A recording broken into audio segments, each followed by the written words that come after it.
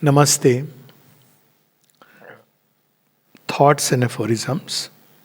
And today we read aphorism number 8 from the section on Jnana.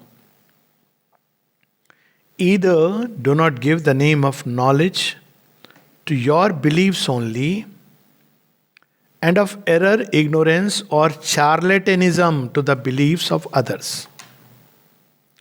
Or do not rail at the dogmas of the sects and their intolerance.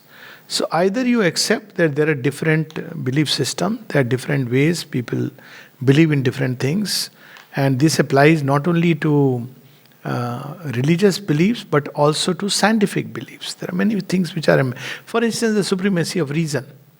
That's a kind of a belief. Senses as evidence. It's a kind of belief. So fine, you're fine to approach that way. But equally, you can't label other things as superstitious. Each has its own approach. Or else, so either accept all these things, but if you cannot, then do not rail at the dogmas of the sects and their intolerance. Because then you are being equally intolerant. So there was this recently in Maharashtra, Andhavishwas Nirmulan Samiti. It's a good thing to remove blind superstition. But first you must understand what is superstition. You can't start, you define it. You can't say that anything which is otherworldly, out of the world, anything which is magical or miraculous is superstition. That's a belief. There has to be a rational understanding. And there has to be some kind of a framework within which you operate. So Sri Aurobindo is reminding us that either you accept that there are different kind of belief systems, or you don't, you have your own, you want to keep it, okay, then don't call others as, become intolerant and call them as dogmas. So the mother comments on this, the dogmas of sects and the intolerance of religions come from the fact that the sects and religions consider the beliefs alone to be knowledge, and the beliefs of others to be error, ignorance, or charlatanism. So here, of course, we are so lucky, fortunate to be born in India, in the background and grown up in the ethos of Sanatana Dharma. So we understand that there are different approaches. People have this, and each one has his own right to believe. But though it is a different matter that this tendency has been exploited so much by exclusivist religions, and we have to face this challenge. We are facing this challenge. We have to bring out a new approach to it. But probably the best approach is that as long as you remain true to the spirit that gave birth and you are a seeker, is perfectly fine. But when you begin to impose a way of life and you start believing exactly what she has said, that all other belief systems are nonsense and yours is the only one, then one has to remind this in one way or the other. This simple movement causes them to set up what they believe to be true as dogma and to violently condemn what others believe to be true. To think that our knowledge is the only true one, that your belief is the only true one, and that others' beliefs are not true, is to do precisely what is done by all sects and religions. So she reminds us that we should come out of this state. And I want to read, because it's a long passage, but one particular passage which she reveals to us. One thing she says is that if you watch yourself in action, you will understand the mechanism of this intolerance. And you will immediately be able to put an end to all these useless discussions. This brings us back to what I have already told you once. The contact which you have had with the truth of things, your personal contact, a contact which is more or less clear, profound, vast, pure, may have given you as an individual an interesting, perhaps even a decisive experience. But although this contact may have given you an experience of decisive importance, you must not imagine that it is a universal experience. So here she is reminding us also in the context of Sri Aurobindo's teachings. And she has told us that don't try to formulate a new religion on this basis. So there is a tendency even for that. Mother said so, mother said that, and to start quoting and misquoting and all kinds of things based on the authority of the mother and Sri Aurobindo. Of course, they are the supreme authority. But what they have written is, again, Sri Aurobindo's thought nurtures diversity. For different people, very different prescriptions and proscriptions he has given. And for each one, there is one's own way. And then she says something still deeper. There is a lesson to be drawn from this. When something in a person seems to you completely unacceptable or ridiculous, what? He is like that? He behaves like that? He says things like that? He does things like that? You should say to yourself, well, but perhaps I do the same thing without being aware of it. I would do better to look into myself first before criticizing him, so as to make sure that I am not doing the very same thing in a slightly different way. So we have this story of the sadhu and holy man, apparently holy man, and the lady who was across, who every night some man will come, new man will come, and the holy man will say, oh, such a bad lady, woman. And he would keep account of how many men go there. And as the story goes, when the two die, they are taken to whatever gates there are, and to the lady's scroll book of destiny, it is written she will go to heaven. And whereas the holy man will go to rot in some kind of a hellish place. And he asks, what's the problem? There's something wrong with the computer. Nothing is wrong with the computer. So he says, then why this is not fair? And see, there you can't appeal to Supreme Court now. So he says, why this is happening? So, Messar Chitragupta says, see, we don't see only actions, we see also the intent and the motive. So this lady was helpless. She had no choice. And while different people were coming to her, every day she would say, Krishna, this is so horrible that I have to indulge in this kind of life. But you, please, whichever man is coming, you be there. So she was all the time living with this idea that this man is Krishna. Whereas you, what were you doing? Turning to the holy man, you were all the time thinking about that woman and her misdeeds. So your mind was full of her misdeeds, whereas her mind was full of Krishna. So you see this inner aspect, that when we are shocked by something in other, Mother says that this world is like a mirror. And when something shocks us, it means in some way or the other it is present. We have suppressed that tendency with great force, and therefore we are shocked. So sometimes when people say, oh, you take food outside, so I say, why you want to come along? Or sometimes, today I'm wearing a white dress. Oh, you wear colored dress. I said, yes, I can get you also. You can wear, there is no problem. Why? Why are you shocked at this? Somewhere you want to, but you have suppressed that tendency, and therefore you are. So we have to understand the principle. It's not that you should wear colored dress or white dress, not about that. But we have to understand the principle which is operating behind, and when we point a finger at others, we should try to see carefully that is it that I carry the same tendency within me, slightly modified and covered over.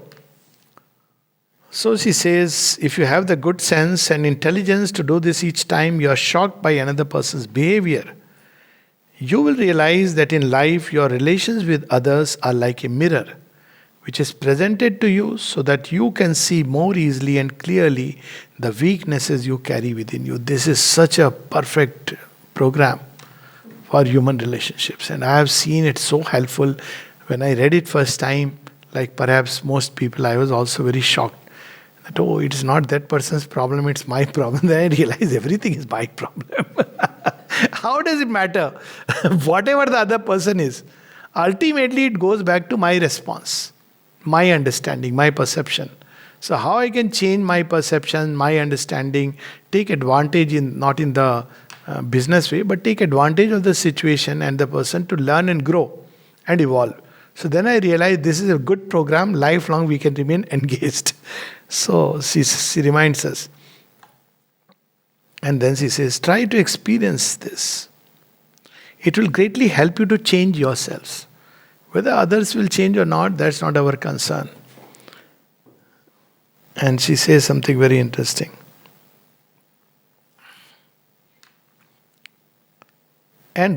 So she reminds us that each one of us carry our own burden, which is more or less in a hidden form, though perhaps in a slightly different guise, which allows you to delude yourself. And what in yourself seems inoffensive enough becomes monstrous as soon as you see it in others.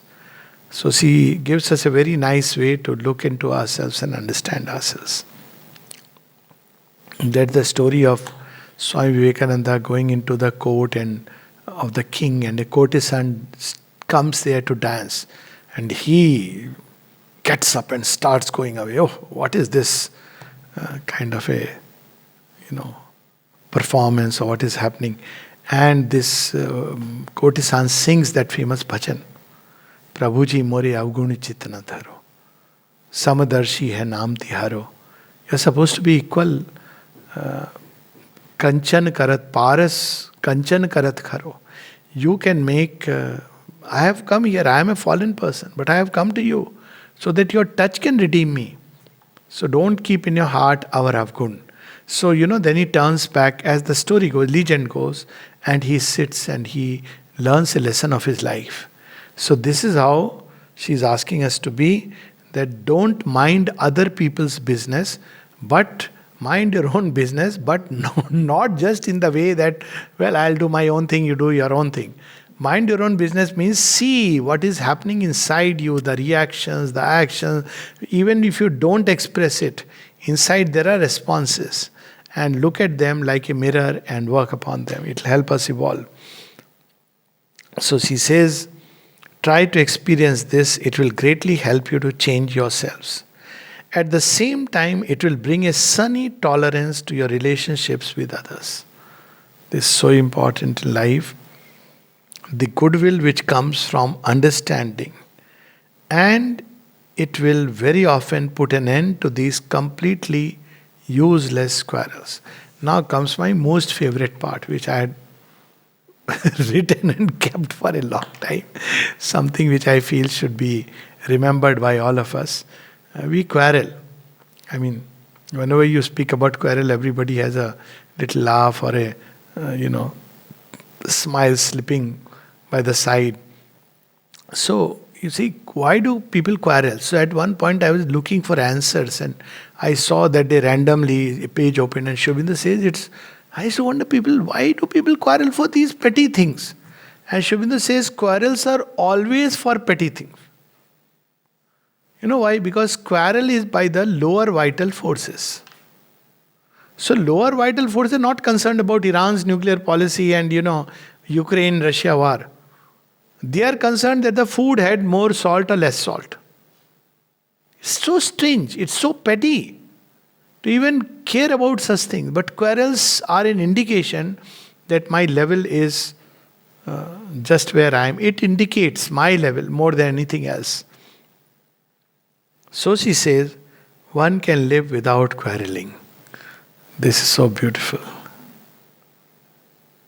I presume one can live with people without quarreling. It's understood. Some people try to run away from relationship, from everything. Why? Because quarrel. So she's reminding us, one can live without quarreling. It seems strange to say this because as things are, it would seem on the contrary that life is made for quarreling. And I've seen this everywhere. Even when I came first here, I was so surprised. Loud voice, this, I say, kya ho raha hai? Why there is so much, why quarrel? So she reminds us, all of us, it would seem on the contrary that life is made for quarreling in the sense that the main occupation of people who are together is to quarrel. Overtly or covertly. Let me say it has nothing to do with language. People often say impose one language on a group, so If you have the same language, you're likely to quarrel more. Because you will understand all the abuses and all the nonsense that the other person is telling you. Two people with different languages are likely to, by virtue of the fact that they cannot understand each other's mental language, they can probably connect with the heart. That's why films like, there was a movie long back about the deaf and the dumb coming together, and even recently, I've forgotten the name. What is it? There was a movie where the person couldn't speak. The old movie had Sanjeev Kumar in it. The new movie had Ranbir Kapoor in it. Huh? Barfi.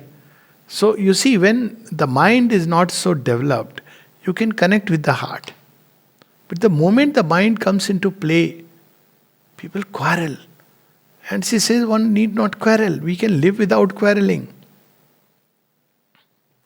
You do not always come to words.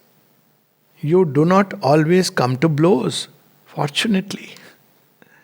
But you are in a state of perpetual irritation within, because you do not find around you the perfection that you would yourself wish to realize. So why quarrels happen? Because we want others to be, as the mother says, we want others to be divine.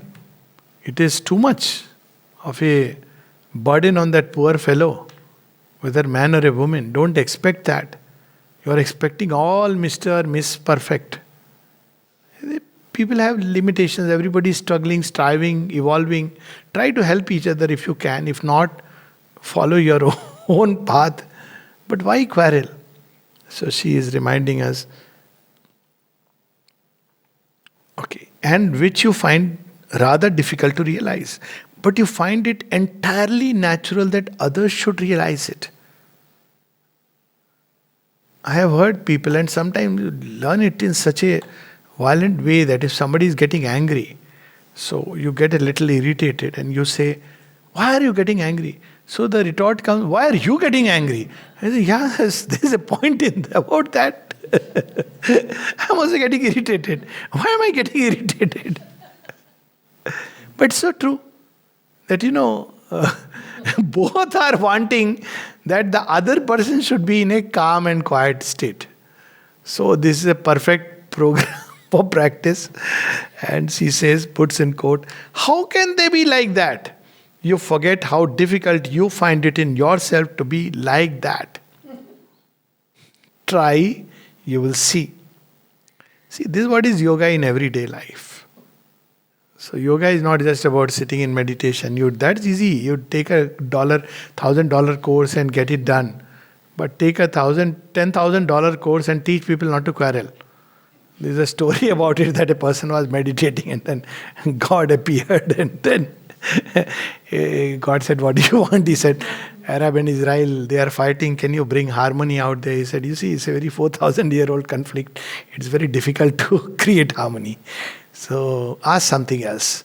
My child says, okay, Lord, me and my wife quarrel so much.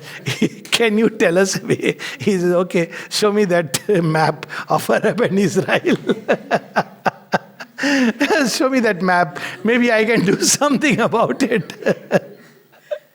See, it's so true. So she says, what should we do? She says, look upon everything with a benevolent smile. Don't show the smile, because if somebody is angry and you smile, you are smiling. I am in anger and you are smiling. Smile in the heart with a benevolent. It's not a smile of irony or condescending smile. You don't even know. Benevolent smile. Bachcha hai. Child, you don't get angry with a child. Look upon everything with a benevolent smile. Take all the things which irritate you as a lesson for yourself, and your life will be more peaceful and more effective as well. For a great percentage of your energy certainly goes to waste in the irritation you feel when you do not find in others the perfection that you would like to realize in yourself. And one learns it with so much pain that it's such a waste of energy. And the beauty is when you have learned not to get irritated and learn to at least somehow garner that peace. So much energy is available for so many things. So she says, not only it will be good for yourself, make you more peaceful, but also more effective. You stop short at the perfection that others should realize, and you are seldom conscious of the goal you should be pursuing yourself.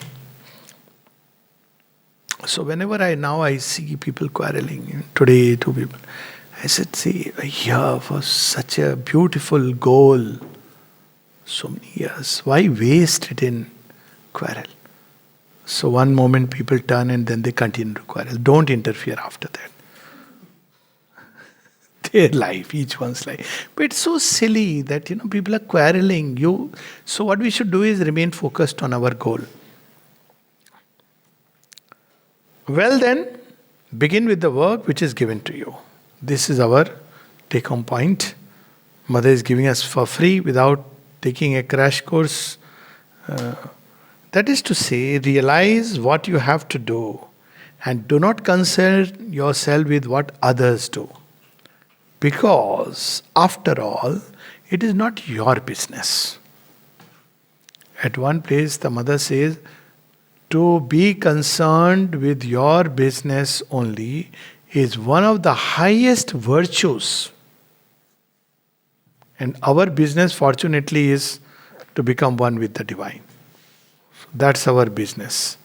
So what others do is their business. If somebody is wasting time or losing that opportunity, it's okay. But we should not do that. So she says, and the best way to the true attitude is simply to say, all those around me, all the circumstances of my life, all the people near me are a mirror held up to me by the divine consciousness to show me the progress I must make. So instead of blaming, complaining, why such and such person is near me or in my life, kaat do, tod do, chhod do, let me. Instead of that, because it will come back. It's like a department. You leave a department, the same problem will come. So instead of that, take it that why they are there. There is something I have to learn, something I have to grow. Maybe wiser, stronger, more compassionate, more benevolent, understanding, forgiving. So she says, use it as an opportunity and leave the rest. Everything that shocks me in others means the work I have to do in myself. And then she closes with a wonderful masterpiece. And perhaps, if one carried true perfection in oneself, one would discover it more often in others. So people who realize their own soul are able to see that psychic element in others. And that is something so beautiful because you see behind all the appearances of the outer personality, that true element, that psychic element, that divine element. And with that they begin to connect more and more. Namaste.